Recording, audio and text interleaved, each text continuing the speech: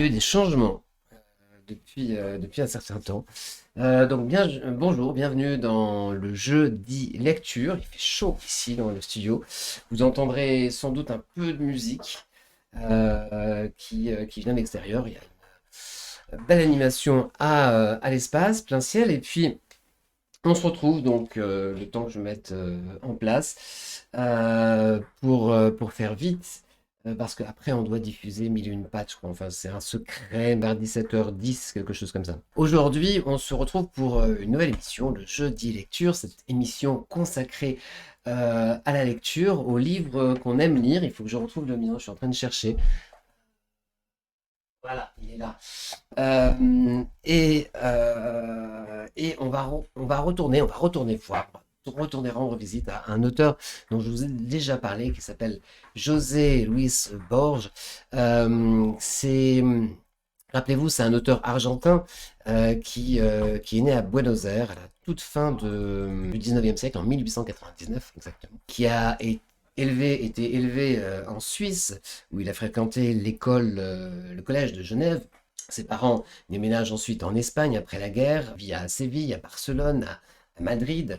Toute sa famille parle espagnol, a des origines espagnoles et portugaises. À la maison, on parle anglais et espagnol, on s'exprime couramment dans les deux langues, et lui devient, à l'adolescence, sur la fin de l'adolescence, vers 17-18 ans, membre d'un groupe littéraire, et il va publier son premier poème, Hymne à la mer, inspiré d'un poète anglais, Walt Whitman.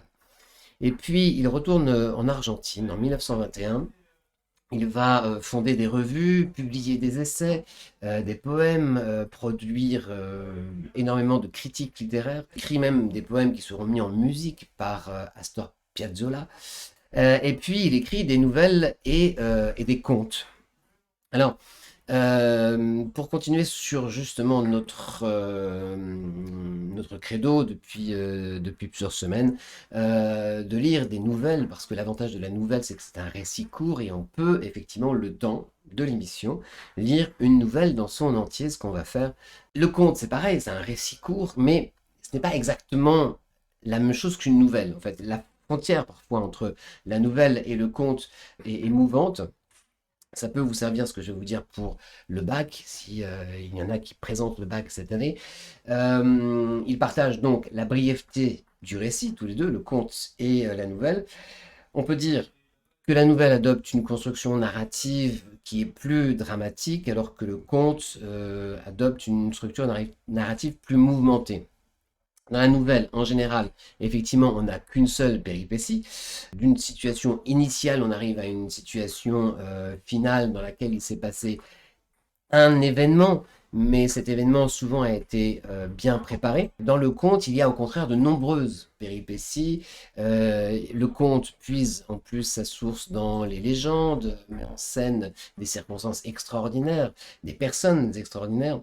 Le goût de l'action emporte sur la situation de l'analyse. Le conte paraît donc idéal pour relater des aventures riches, portées par du merveilleux et du fantastique, et les nouvelles plus pour l'introspection. Contes et nouvelles au XIXe siècle vont obtenir la faveur des uns et des autres auteurs. Les romantiques comme Victor Hugo vont écrire des nouvelles, et puis beaucoup d'auteurs classiques de l'époque, enfin, ils ne sont pas classiques à l'époque, et qu'on considère nous aujourd'hui comme classiques, Balzac, Maupassant, vont écrire aussi des contes. Voilà. Alors, Borges, lui, conte nouvelles, il s'en préoccupe pas véritablement, notamment parce que certaines de ces nouvelles peuvent puiser dans des sources légendaires, comme c'est le cas par exemple avec une nouvelle qui a pour titre Pierre Ménard, auteur du Quichotte. Il y a aussi les nouveaux contes de Bustos Domecq. Borges aime le fantastique. Il a d'ailleurs écrit un ouvrage qui a pour titre Le livre des êtres imaginaires, qui présente toute une galerie d'animaux issus de contes et légendes. Cet ouvrage, sachez-le, inspirera une partie du bestiaire de Donjons et Dragons, pour ceux qui jouent à Donjons et Dragons, avec des créatures comme par exemple le Perruton, que Georges-Louis Borges est le premier à en avoir fait le portrait, à l'avoir mentionné. Le livre de sable dont on a parlé il y a une quinzaine de jours, qui est un recueil de nouvelles, on a pu découvrir la nouvelle Avelino Arredondo, l'histoire donc d'un jeune homme qui coupe toutes ses relations avec ses amis, qui s'enferme chez lui pour accomplir un acte tout à fait inattendu. Ulrika, qui est une romance amoureuse aux résonances là mythologiques, on va effectivement puiser dans la légende. Il y a cet accent de légende. Une autre nouvelle qu'on a lue est There Are More Things. Je prononce peut-être mal en anglais. There Are More Things. Il y a plus de choses. Nouvelle aux accents de fiction d'horreur, qui est un clin d'œil de Borges à un américain, à un auteur américain qu'il aime bien, qui est Lovecraft. Pour ce qui nous intéresse aujourd'hui, c'est une nouvelle, mais pas n'importe quelle nouvelle. Elle est extraite des 6 poèmes de Don Isidro Parodi, écrite par un certain Bustos Dumet, le pseudonyme que Borges prend pour écrire ses nouvelles policières, genre qu'il adore, genre dans lequel il a envie de rendre hommage aux grands détectives que sont Sherlock Holmes, que sont Hercule Poirot. Ici, Don Isidro est enfermé dans une prison, il est accusé injustement de meurtre, mais plusieurs personnes viennent le consulter pour résoudre des énigmes parce que, a priori, il a développé une clairvoyance que aucune autre personne n'aurait. Voilà, je ne vais pas en dire plus sur cette nouvelle. On va tout de suite se plonger dedans. Donc, 6 problèmes, il y a 6 nouvelles différentes, 6 personnages vont défiler. Voilà, il y a beaucoup de bruit à côté. 6 personnages vont défiler dans sa cellule. Et là, on va prendre la deuxième nouvelle voilà, qui a pour titre, c'est pas celui-là, qui a pour titre, j'y arrive. Et ben non, je n'y arrive pas, j'ai pas mis marque-page, donc c'est un peu normal. Voilà, Les Nuits de Goliath King.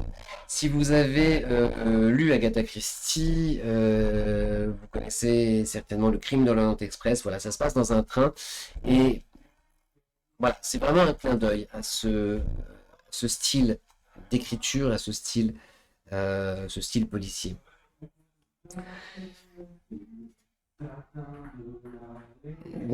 D'un air souverainement là, Gervasio Montenegro, grand, distingué, évanescent, le profil romantique, portant de larges moustaches teintes, monta dans le fourgon cellulaire et se laissa voiturer jusqu'au pénitencier. Il se trouvait dans une situation paradoxale. Ou bien les nombreux lecteurs des journaux du soir s'indignaient dans chacune des 14 provinces qu'un acteur aussi connu fût accusé de vol et d'assassinat, ou bien les nombreux lecteurs des journaux du soir apprenaient que Gervasio Montenegro était un acteur connu grâce à cette accusation de vol et d'assassinat. Cette admirable confusion était l'œuvre exclusive d'Achille Molinari, l'habile journaliste qu'avait rendu célèbre la révélation du mystère Aben Jaldoun. C'est aussi à Molinari qu'on devait le fait que la police ait autorisé Gervasio Montenegro à faire cette visite irrégulière à la prison. Dans la cellule 273 était enfermé Isidro Parodi, le détective sédentaire, à qui Molinari, avec une générosité dont personne n'était dupe, attribuait tous ses triomphes.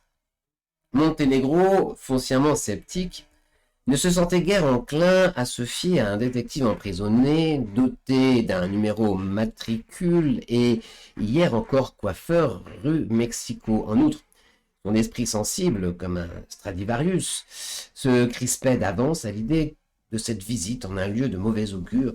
Il s'était néanmoins laissé persuader. Il comprenait bien qu'il ne devait pas se mettre à dos Achille Molinari, ce journaliste qui, selon sa vigoureuse expression, représentait le 4e pouvoir. Parodi reçut l'acteur adulé sans lever les yeux. Lentement, soigneusement, il préparait du maté dans un petit pot bleu ciel, Monténégro se disposait à en accepter, mais Parodi, sans doute retenu par sa timidité, ne lui en offrit pas. Monténégro, pour l'encourager, lui tapota l'épaule et alluma une cigarette qu'il prit dans un paquet de Sublime, posé sur un petit banc. Vous êtes en avance dans Monténégro, je sais déjà ce qui vous amène, c'est cette histoire de diamant. Je vois que ces épais murs ne sont pas un obstacle à mon renom, ça n'empressa d'observer Monténégro. Comment donc? Rien ne vaut cette enceinte pour savoir tout ce qui se passe dans notre République, depuis les frasques d'un général de division en personne jusqu'à l'émission culturelle réalisée par le dernier imbécile de la radio. Je partage votre aversion pour la radio, comme disait toujours Margarita Sirgu, bien sûr. Nous les artistes qui avons le métier dans le sang, avons besoin de la chaleur du public. Le micro de la radio, c'est froid, c'est contre nature. Moi-même, devant ce désagréable instrument, j'ai senti que je perdais le contact avec mon public.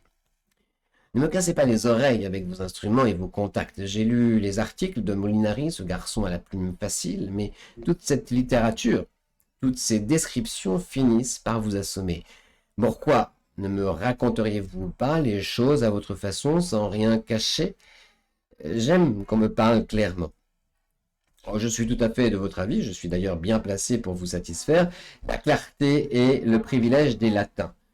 Vous me permettrez toutefois de jeter un voile sur un certain événement qui pourrait compromettre une dame de la meilleure société de la Chiazza. Il y a encore là-bas, comme vous le savez, des gens très bien. L'impérieuse nécessité de ne pas mettre en cause le nom de cette dame qui, pour tout le monde, est la fée des salons et pour moi une fée et un ange, m'obligea à interrompre ma tournée triomphale dans les républiques indo-américaines. Porteigne, enfin, j'avais attendu, non sans nostalgie, l'heure du retour, et je n'aurais jamais cru que cette heure serait assombrie par des circonstances qu'on ne peut s'empêcher de qualifier de policières. En effet, dès mon arrivée à Retiro, c'est le nom de la gare de Buenos Aires, on m'arrêta, alors on m'accuse d'un vol et de 2 assassinats. Pour couronner le tout, les policiers me dépouillèrent d'un bijou de famille que j'avais acquis quelques heures auparavant, dans des conditions qui ne manquaient pas de piquant, pendant la traversée du Rio Tercero. Bref, j'aborde les vaines circonlocutions et je conterai l'histoire ab ovo, sans exclure évidemment l'amère ironie qui s'attache au spectacle du monde moderne. Je me permettrai aussi quelques traits d'artiste, quelques notes de couleur locale. Le 7 janvier, à 4h14 du matin, sobrement habillé d'un vêtement bolivien, je montais dans le transcontinental à Moscou, semant habilement, question de savoir-faire, des nombreux et gênants admirateurs, une distribution généreuse de quelques autoportraits dédicacés parvint à dissimuler, sinon à vaincre, la méfiance à mon égard des employés du train. On m'indiqua un compartiment que je me résignai à partager avec un inconnu d'aspect nettement israélite, que mon arrivée réveilla. Je sus par la suite que ce gêneur s'appelait Goliathkin et qu'il était diamantaire. Qui eût pu penser que cet irritable israélite, dont le hasard ferroviaire m'imposait la compagnie, allait m'impliquer dans une tragédie énigmatique. Le lendemain, devant le redoutable chef-d'œuvre de quelques chefs cuisiniers, Galchaki, je pus examiner tout à loisir la faune humaine qui peuplait cet endroit univers qu'est un train en marche. Cet examen rigoureux commença par une intéressante silhouette qui, même rue Florida à 8h du soir, eût mérité de tout homme l'hommage d'un coup d'œil. Dans ce domaine, je suis infaillible. Je constatai peu après qu'il s'agissait d'une étrangère d'une classe exceptionnelle, la baronne Pufendorf du Vernois, une femme déjà mûre, n'ayant pas cette insipidité rédhibitoire des collégiennes, joli spécimen de notre temps, le corps musclé, modelé par le lawn tennis, les traits quelque peu marqués, mais habilement mis en valeur par des crèmes et des fards, une femme, pour tout dit, à qui la sveltesse donnait de la grandeur et le mutisme de l'élégance. Elle avait cependant la faiblesse impardonnable chez une authentique du Vernois d'être un tantinet communisante. Elle réussit d'abord à m'intéresser, mais je compris bientôt que sous son brillant vernis se cachait un esprit banal et je laissai ce pauvre monsieur Golyatkin me remplacer auprès d'elle. Elle feignit, très typiquement féminin, de ne pas s'apercevoir de la différence. Cependant, je surpris une conversation entre la baronne et un autre passager, un certain colonel Harrap du Texas, où elle employait le qualificatif d'imbécile, faisant sans aucune allusion à ce pauvre Kolyatkin. Quelques mots encore sur ce Kolyatkin. C'était un russe, un juif, dont l'impression sur la plaque photographique de ma mémoire est vraiment assez faible. Il était plutôt blond, corpulent, l'air étonné. Ses origines le trahissaient. Il se précipitait toujours pour m'ouvrir les portes. Par contre, il serait impossible, quelque désir que l'on ait, d'oublier l'apoplectique et barbu colonel Harpe. Remarquable spécimen de la robuste vulgarité d'un pays qui a atteint le gigantisme, mais qui ignore les subtilités, les nuances, qui n'échappent pas au dernier galopin d'une trattoria de Naples, et qui sont la marque de fabrique de la race latine. Je ne sais pas où se trouve Naples, mais si quelqu'un n'arrange pas votre affaire, il est en train de se préparer pour vous un petit Vésuve carabiné. J'envie votre retraite de bénédictin, monsieur Parodi. Pour moi, la vie n'a été qu'errance. J'ai cherché la lumière au Baliard, la couleur à Brindisi, le péché élégant à Paris. J'ai aussi, comme Renan, prié sur l'Acropole. Partout, j'ai pressé le pampre juteux de la vie, mais reprenons le fil de mon récit. Tandis que ce pauvre Kolyatkin supportait avec résignation dans le pullman l'infatigable et fatigant assaut verbal de la baronne, je me distrayais comme un Athénien avec Bibiloni, un jeune poète de Catamarca, à discuter avec lui de la poésie de nos provinces. Je confesse maintenant qu'au début, le teint brun, presque noir, du jeune lauréat des cuisinières, Volcan ne m'avait pas prédisposé en sa faveur. Ses grosses lunettes, son nœud papillon à élastique, ses gants beurre frais, me firent penser que je me trouvais devant de ces innombrables pédagogues que nous devons à Sarmiento. Prophète génial, chez qui il serait absurde de chercher les vertus terre à terre de la prévision à lointaine échéance. Cependant, la vive complaisance avec laquelle il écouta une suite de triolets que j'avais burinés d'un trait sans retouche dans le train omnibus qui relie le génie sucrier moderne de Jatami à la statue cyclopéenne ciselée de Fritavanti à la gloire du drapeau, me prouva qu'il était l'une des valeurs solides de notre jeune littérature. Je n'étais pas un de ces rimailleurs insupportables qui profitent du premier tête-à-tête pour vous infliger les fausses couches de leurs plumes. Il était attentif, discret, et ne perdait jamais une occasion de se taire devant un maître. Je le remplis de joie en lui récitant la première de mes odes à José Marti. J'allais entamer la 11e quand son plaisir prit fin. L'ennui que l'intarissable baronne distillait auprès de l'ami Golyatkin avait fini par contaminer mon jeune homme de Catamanca, à la suite d'un intéressant phénomène de sympathie psychologique que j'ai souvent observé chez d'autres patients. Avec ma simplicité proverbiale, qui est l'apanage de l'homme du monde, je n'hésitais pas à user d'un procédé radical. Je le secouais jusqu'à ce qu'il rouvrît les yeux. La conversation après cet incident languissait un peu. Pour la ranimer, je parlais de tabac fin. J'avais gagné Biblioni, fut de nouveau tout empressé. Après avoir exploré les poches intérieures de son veston, il en sortit un Havane de Hambourg, et hésitant à me l'offrir, il me dit qu'il en avait fait l'acquisition pour le fumer ce soir même dans son compartiment. Déjouant cette innocente excuse, je pris le cigare d'un mouvement preste et m'empressai de l'allumer. Quelques douloureuses pensées durent traverser l'esprit du jeune homme. Du moins, c'est ce que je crus discerner avec mon instinct très sûr de physionomiste, et bien calé dans mon coin, tout en exaltant les bouffées de fumée bleue, je lui demandai de me parler de ses triomphes. L'intéressant visage brun s'illumina. J'écoutais la vieille histoire de l'homme de lettres qui lutte contre l'incompréhension du bourgeois et traverse le cours de la vie portant sa chimère à bout de bras. La famille de Bibiloni, après plusieurs lustres consacrés aux cultures potagères, parvint à sortir des limites de Catamarca et monta jusqu'à Bancalari, c'est là que naquit le poète. Son premier livre fut La nature. D'un côté, les légumes de la ferme paternelle, de l'autre, les poulaillers limitrophes que le bambin visita plus d'une fois, par des nuits sans lune, munies d'une longue canne à pêcher des poules. Après de solides études primaires au kilomètre 24, le poète retourna à la glèbe.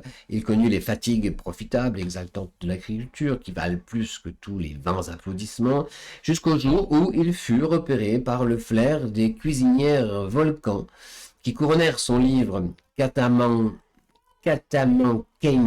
Souvenirs de province. Le montant du prix lui permit de découvrir la province qu'il avait chantée avec tant de tendresse. Aujourd'hui, riche de ballades et de poèmes du terroir, il retournait à son Bancalari natal.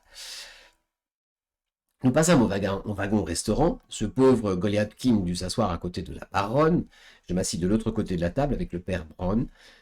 L'aspect extérieur de cet ecclésiastique n'offrait rien d'intéressant. Il avait le cheveu châtain, le visage inexpressif et rond. Je le regardais pourtant avec une certaine envie.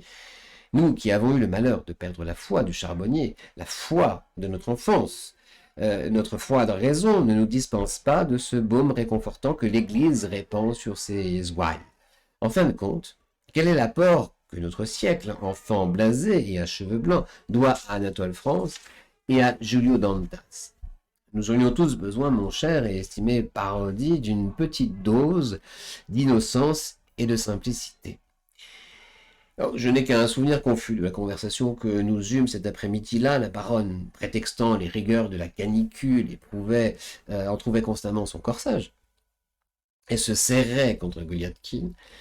Dans le seul but de me provoquer, le juif, peu expert en ses joutes, fuyait en vain le contact et, conscient du rôle peu brillant qu'il jouait, parlait nerveusement de choses qui ne pouvaient intéresser personne, telles que la baisse prévisible sur les diamants, l'impossibilité de faire passer un diamant faux pour un vrai, et autres problèmes du métier.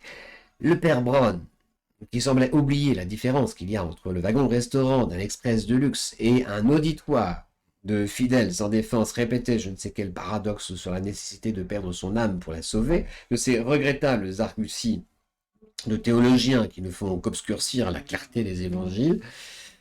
Noblesse oblige. Faire la sourde oreille aux invites voluptueuses de la baronne c'eût été me couvrir de ridicule. Cette nuit-là même, je me glissai sur la pointe des pieds jusqu'à son compartiment et, à croupeton, ma tête pleine de rêves, appuyé contre la porte, l'œil à la serrure, je me mis à chantonner à voix basse mon ami Pierrot. Je fus tiré de ce plaisant répit par le lutteur s'accorde, en pleine bataille de la vie par le puritanisme, vieux jeu, du colonel arabe. En effet, cet affreux barbu, rescapé de la honteuse guerre de Cuba, me prit par les épaules, m'éleva à une hauteur considérable et me déposa en face des toilettes pour messieurs. Ma réaction fut immédiate. J'entrai et je lui fermai la porte au nez. Je demeurai 2 heures à peine dans cet endroit sans prêter attention aux menaces confuses qu'il m'adressait dans un castillan incorrect. Quand j'abandonnai ces lieux, ma route était dégagée. La voie est libre, m'exclamai Ginpetto, et je regagnai sur le champ mon compartiment. Décidément, la déesse Aventure était avec moi. La baronne était dans mon compartiment, elle m'attendait. Elle bondit vers moi. Tout au fond, Goliathkin remettait sa veste. La baronne, dans une rapide intuition féminine, comprit que la présence de Goliathkin rendait impossible ce climat d'intimité qu'exigent les couples épris. Elle s'en alla sans lui adresser un mot. Je sais de quoi je suis capable, et si je rencontrais le colonel, nous nous battions en duel. C'est peu pratique dans un train. De plus, bien qu'il soit pénible de le constater, nous ne sommes plus à l'époque des duels. Je décidai donc de me coucher. Et on va faire un petit... en musique.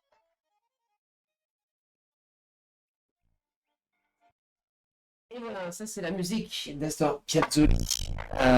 C'est du tango.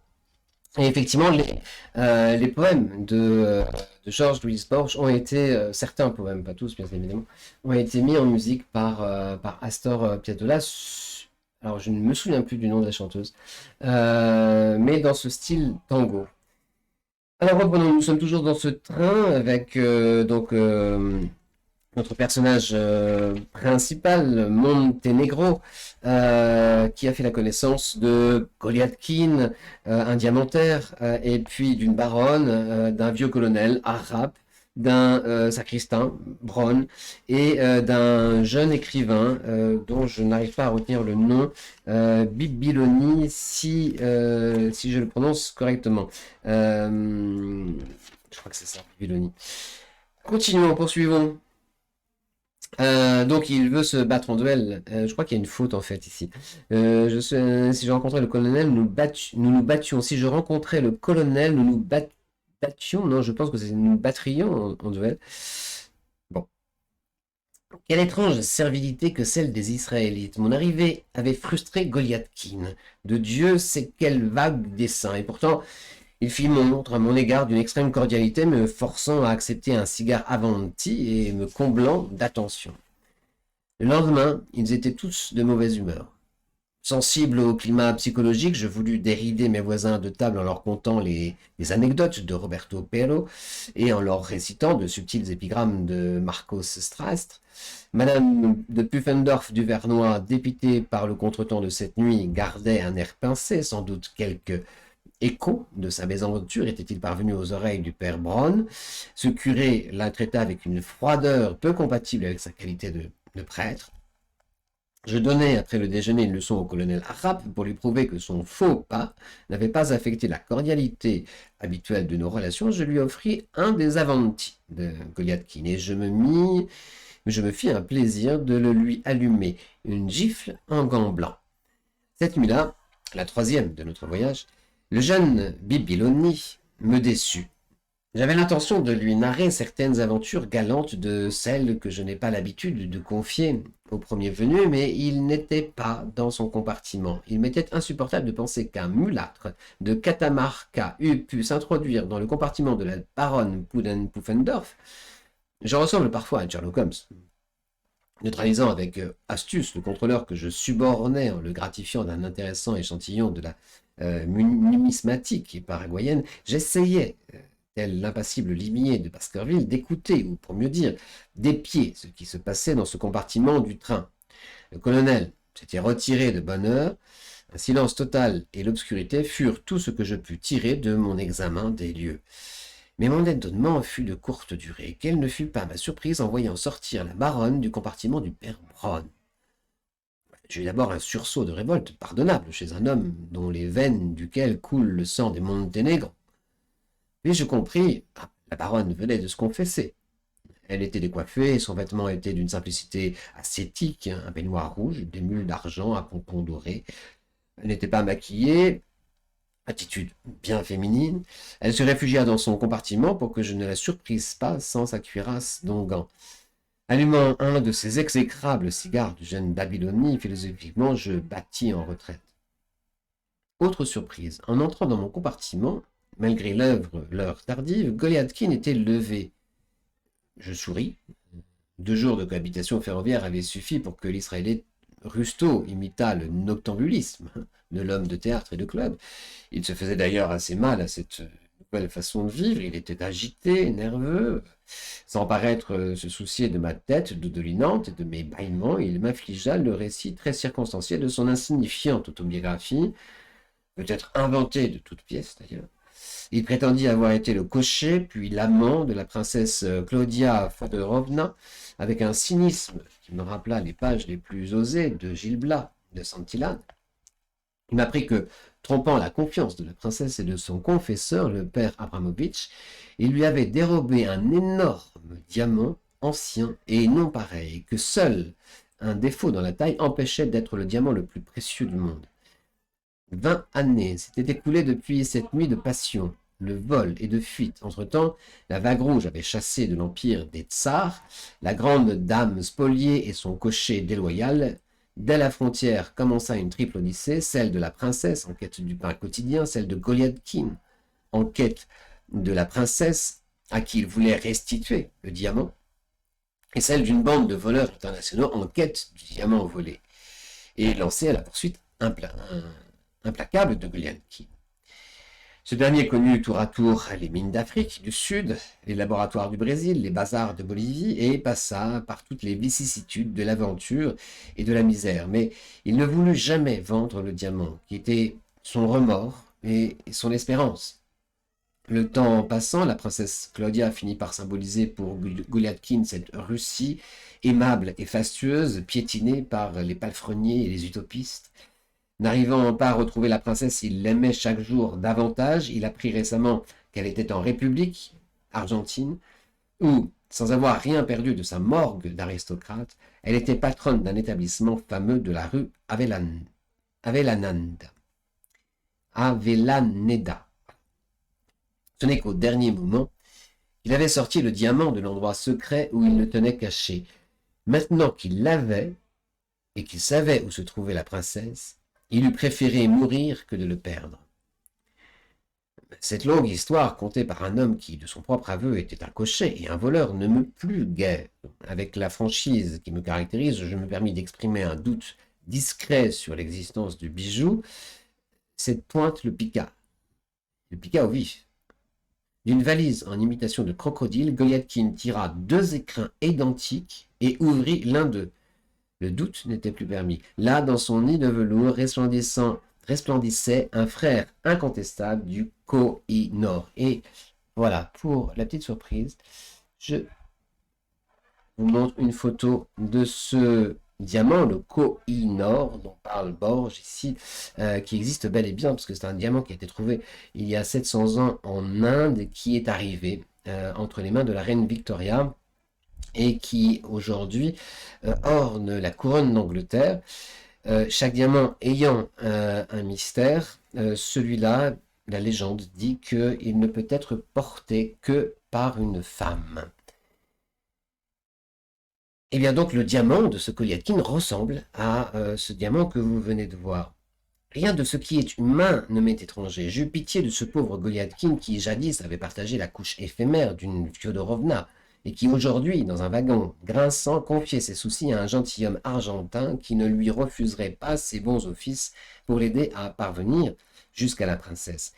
Pour lui redonner du courage, j'affirmais qu'être poursuivi par une bande de voleurs était bien moins grave que d'être poursuivi par la police.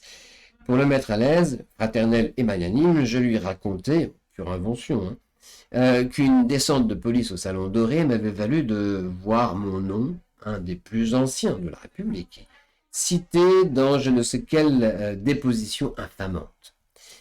Étrange psychologie que celle de mon ami, 20 ans sans voir le visage adoré et maintenant presque à la veille du bonheur, son esprit se débattait et doutait.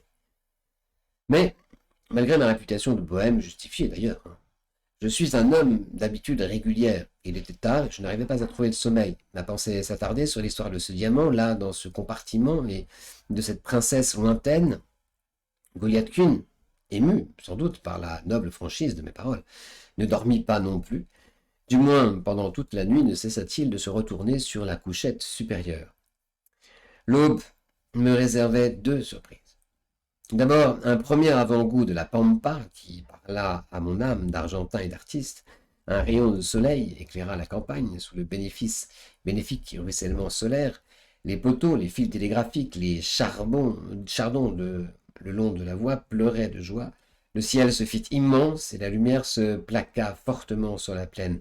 Les jeunes taureaux semblaient avoir revêtu des robes nouvelles.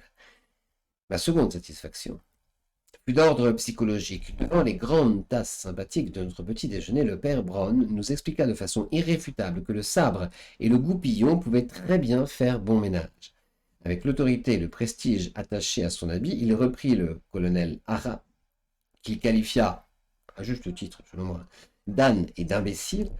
Il lui dit aussi qu'il n'était capable de s'attaquer qu'à de pauvres idiots, mais qu'avec un homme susceptible d'offrir quelque résistance, il préférait évidemment garder ses distances. Harap ne broncha pas. Ce n'est que par la suite que je compris toute la signification de la réprimande du curé. J'appris que Bibiloni avait disparu pendant la nuit. Cet homme de lettres était le pauvre idiot que le soudard avait attaqué. Éclairez ma lanterne, mon cher Montenegro, dit Parodi. Votre train, c'est curieux, il ne s'arrête donc nulle part? Mais où vivez-vous donc? Parodie. Ignorez-vous que Transcontinental va directement de Bolivie à Buenos Aires? Bon, je poursuis. Cet après-midi-là, la conversation fut monotone. Personne ne voulait parler d'autre chose que de la disparition de Bibiloni. Un voyageur ne manqua pas de faire observer que la sécurité tellement vantée par les capitalistes saxons en matière de transport par chemin de fer était fort compromise par cet événement. Sans vouloir le contredire, je fis remarquer que la disparition de Bibiloni avait peut-être bien été la conséquence d'une distraction propre au tempérament poétique et que moi-même, quand la muse me taquinait, j'étais souvent dans les nuages. Ces hypothèses, plausibles dans la journée, sous un ciel rutilant de couleurs et de lumière, devinrent insoutenables après la dernière pirouette du soleil. Au soir, tombant, tout devint mélancolique. La nuit nous apportait par intermittence la plainte sinistre de quelques hiboux contrefaisant la toux grêle d'un malade. C'était l'heure où chaque voyageur revivait en esprit de vieux souvenirs. On sentait la vague et ténébreuse appréhension des heures nocturnes. Toutes les roues du convoi semblaient scander à l'unisson des mots suivants. Bibiloni a été assassiné, Bibiloni, Bibiloni a été assassiné, Bibiloni, Bibiloni a été assassiné. Le soir, après dîner, Golyatkin, pour dissiper sans doute le climat d'angoisse qui régnait dans le wagon, commit l'imprudence de me défier au poker. Si vif était son désir de se mesurer avec moi qu'il repoussa avec une surprenante obstination les propositions de la baronne et du colonel de jouer une partie à 4. Évidemment, les espérances de Golyatkin durent s'envoler rapidement. Le clubman du salon doré ne déçut pas son public. Au début, les cartes ne me favorisèrent pas, mais ensuite, en dépit de mes admonestations naturelles et paternelles, Golyatkin perdit tout son argent, 315 pesos et 40 centimes, que les argousins m'ont soustrait arbitrairement par la suite. Je n'oublierai pas ce tournoi. Le plébéien contre l'homme du monde, l'envieux contre l'indifférent. Beau tableau à inscrire dans mes souvenirs. Golyatkin, à la recherche d'un dernier gage, abandonne soudain le wagon-restaurant et ne tarde pas à revenir avec la valise en imitation de crocodile. Il en extrait l'un des écrins et le pose sur la table. Il me propose de jouer les 300 pesos perdus contre le diamant. Je ne lui refuse pas cette ultime chance. Je donne mes cartes. J'ai en main un poker d'as. Nous abattons notre jeu. Le diamant de la princesse Fyodorovna est à moi. L'Israélite se retire. Intéressante minute. À tout seigneur, tout honneur, les applaudissements gantés de la baronne Pufendorf, qui avait accueilli avec un intérêt mal dissimulé la victoire de son champion, couronnèrent mon succès. Comme on a coutume de le dire au salon doré, je ne fais pas les choses à moitié, ma décision était prise. J'appelai le garçon et lui demandai ipso facto la carte des vins. Un examen rapide m'amena à fixer mon choix sur une demi-bouteille de champagne El Gatero. Je trinquai avec la baronne. On reconnaît le clubman dans toutes circonstances. Après l'aventure, un autre que moi n'eût pu fermer l'œil de la nuit. Quant à moi, insensible, soudain au charme du tête-à-tête, je n'aspirais plus qu'à la solitude de mon compartiment, formulant, en bâillant une vague excuse, je me retirais, j'étais écrasé de fatigue. Je me rappelle avoir parcouru, à moitié endormi, les interminables couloirs du train, sans me soucier aucunement du règlement que les compagnies saxonnes ont inventé pour entraver la liberté des voyageurs. Je finis par entrer au hasard dans un compartiment quelconque et serrant précieusement mon joyau, je poussai le verrou. Je le déclare sans la moindre honte, mon cher et estimé Parodi, je dormis cette nuit-là tout habillé. Je tombais sur la couchette comme une toupie qui s'arrête. Tout effort intellectuel se paie. Je fus cependant la nuit la proie d'un angoissant cauchemar. Le leitmotiv de ce cauchemar était la voix moqueuse de Golyatkin qui répétait « Je ne dirai pas où se trouve le diamant, je ne dirai pas où se trouve le diamant, je ne dirai pas où se trouve le diamant. » Je m'éveillai en sursaut. Mon premier mouvement fut pour la poche intérieure de mon veston. L'étui était bien là, et dedans, l'authentique, non pareil. Soulagé, j'ouvris la fenêtre. Clarté, fraîcheur, gazouillis matinal des oiseaux, petit matin brumeux de début de janvier, petit matin endormi, encore pelotonné dans les draps d'une nuée blanchâtre. Je passais brusquement de cette poésie matinale à la prose de la vie qui frappait à ma porte. J'ouvris. C'était le sous-commissaire Grondona. Il me demanda ce que je faisais dans ce compartiment et, sans attendre ma réponse, m'enjoignit de regagner le mien. J'ai toujours été comme les hirondelles. pour l'orientation, aussi incroyable que cela puisse paraître, hein, mon compartiment était juste à côté. Je le trouvais tout sens dessous. Grondona me conseilla de ne pas feindre l'étonnement. J'appris ensuite ce que vous avez dû lire dans les journaux. Goliathkin avait été éjecté du train. Un contrôleur entendit son cri et tira la sonnette d'alarme. La police monta à Saint-Martin. Tout le monde m'accusa, même la baronne, sans doute par dépit. Un détail qui dénote l'observateur que je suis. Au milieu du remue-ménage policier, je remarquai que le colonel avait rasé sa barbe. La semaine suivante, Monténégro se présenta de nouveau au pénitencier. Dans le paisible isolement de la voiture cellulaire, il avait ébauché non moins de 14 contes paysans et 7 acrostiches de Garcia Lorca pour l'édification de son nouveau protégé, l'habitué de la cellule 273, Isidro Parotti. Mais ce coiffeur obstiné sortit un jeu de cartes graisseux de son bonnet réglementaire et lui proposa, plus exactement, lui imposa une partie de truco. C'est un jeu de cartes pratiqué en Argentine par les gens du peuple et qui fait appel à la fois au hasard et à la tricherie. « Il n'est de jeu que je ne joue, répliqua Monténégro. Dans la demeure de mes ancêtres, dans le château crénelé qui reflète les tours et les eaux fuyantes du Panama, j'ai condescendu à partager la société tonifiante et les distractions rustiques du Cocho. Voilà. Très vite, Monténégro, qui ne parvint pas à marquer un seul point, au cours de 2 parties qu'il jouait, constata que le truco, en raison même de sa simplicité, ne pouvait retenir l'attention d'un habitué du chemin de fer et du bridge plafond. Parondi, sans y faire autrement attention, lui dit « Écoutez, pour vous remercier de la leçon de cartes que vous venez de me donner à ce pauvre vieillard, qui n'est même plus capable de jouer, fût-ce avec un débutant, je vais vous raconter une histoire. C'est celle d'un homme très courageux, bien que très malheureux, un homme que je respecte infiniment. » Je vous entends, mon cher Parodi, dit Monténégro, en prenant négligemment une cigarette dans le paquet de Sublime. Ce gentiment vous honore. Non, il ne s'agit pas de vous. Je parle d'un défunt que je n'ai jamais vu, d'un étranger venu de Russie qui avait été cocher ou palefrenier chez une dame qui possédait un diamant de grand prix. Cette dame était princesse en son pays, mais il n'y a pas de loi pour l'amour. Le jeune homme, grisé par son bonheur, eut une faiblesse, il n'en a pas, et déguerpit avec le diamant. Quand il se repentit, il était trop tard, la résolution maximaliste les avait dispersés de par le monde, une bande de voleurs essaya de lui dérober ce bijou, d'abord dans une ville d'Afrique du Sud, puis dans une autre au Brésil. Ils n'y parvinrent pas, l'homme s'ingéniait à le cacher, il y tenait non pas pour lui, mais pour le rendre à la dame. Après de longues et pénibles années, il apprit que la dame était à Buenos Aires. Le voyage avec le diamant était dangereux, mais l'homme n'hésita pas. Les voleurs montèrent dans le même train que lui. L'un s'était déguisé en moine, un autre en militaire, un autre en citadin de province. Une femme, enfin, s'était peinturluré le visage.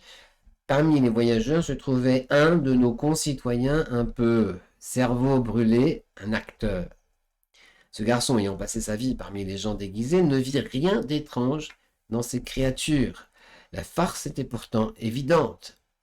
Le groupe était trop bien composé. Un curé, dont le nom est tiré d'un épisode de Nick Carter, un naïf de Catamarca ou de Bancalari, une dame qui trouve bon d'être baronne parce qu'il y a une princesse dans l'affaire, un homme âgé qui du jour au lendemain perd sa barbe et se montre capable de vous soulever alors que vous devez peser quelque chose dans les 80 kilos à une hauteur considérable et de vous fourrer dans les lavabos.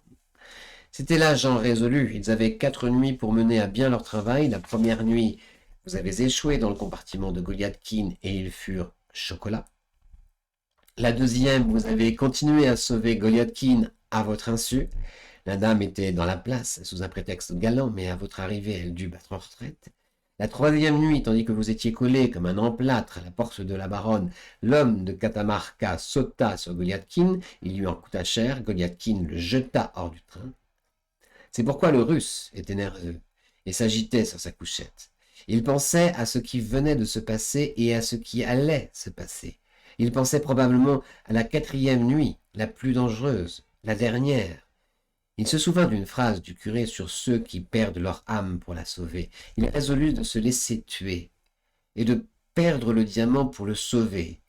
Vous lui aviez raconté l'histoire de cette affaire infamante où vous aviez été compromis. Il se dit que si on le tuait, vous seriez le premier à être soupçonné.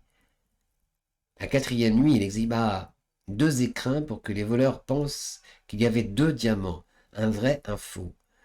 Au vu et au su de tous, il en perdit un au profit d'un joueur peu doué pour les cartes.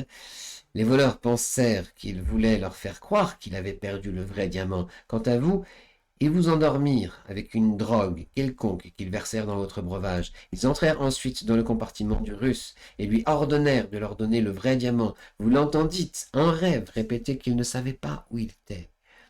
Il leur dit peut-être aussi que c'était vous qui l'aviez pour les inciter à croire le contraire. Son calcul réussit et cet homme courageux, ces êtres sans entrailles le tuèrent à l'aube.